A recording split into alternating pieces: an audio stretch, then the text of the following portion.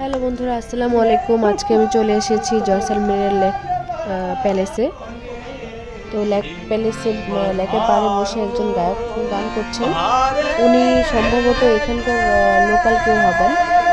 বসে জয়সালমীরের মানে রাজস্থানের ফোক গান গাচ্ছেন। তো আমার বাবাও দেখলাম এসে আর কিছু না দেখে ওনার গান শুনে ওনার পাশে বসে গেলেন গান শোনার জন্য।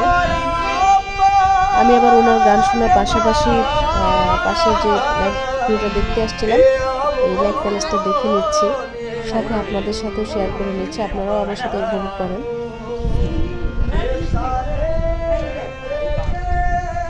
এই লেকের 3 সাইডেই হচ্ছে আপনার প্যালেস, এবং দূরে যে আপনারা ওই কি বলে ছাতার মতন দেখতে পাচ্ছেন গোল করা, এটা হচ্ছে লেক প্যালেসের একটা অংশ। আমি আপনাদের জুম করে দেখাচ্ছি।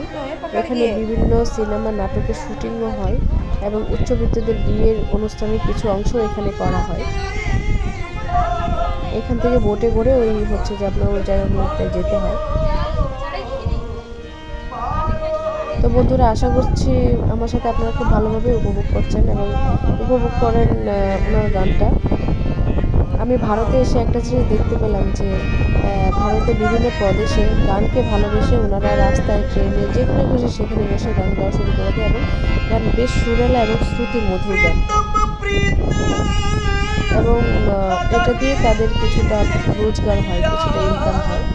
ওরা কিন্তু কারো কাছে চায় না যে আমাকে টাকা দিয়ে যায়। ওরা গান গেতে থাকে, কারো ইচ্ছে হলে ওনাদেরকে টাকা দিয়ে যায়, কারো ইচ্ছে হলে টাকা দেয় না। কিন্তু ওনারা কখনোই, আমি দেখি নাই, বেশ কয়েকটা জায়গায় গিয়েছি, দেখি নাই যে ওনারা টাকা চেয়ে নিচ্ছে।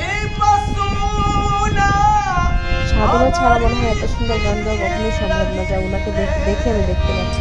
আমার তো আসতেই ইচ্ছে করছিল না, এতই ভালো লাগছিল আমার। আপনারাও উপভোগ করে নিন আমার সাথে রাজস্থানী ফোক সং।